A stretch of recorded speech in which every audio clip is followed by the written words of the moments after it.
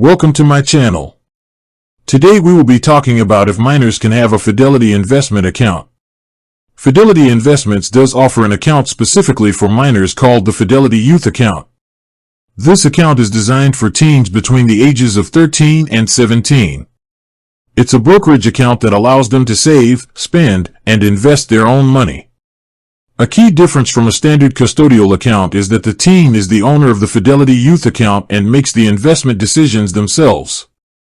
However, a parent or guardian must have an existing Fidelity account and must be the one to open the youth account. This allows the parent to have oversight and monitor the teen's activity.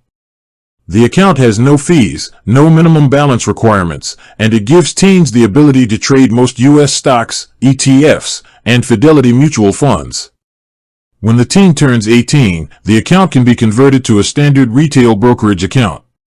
With that being said, thank you for watching. For more finance videos, kindly check my page. Please like, share, comment, and subscribe to my channel. Thank you.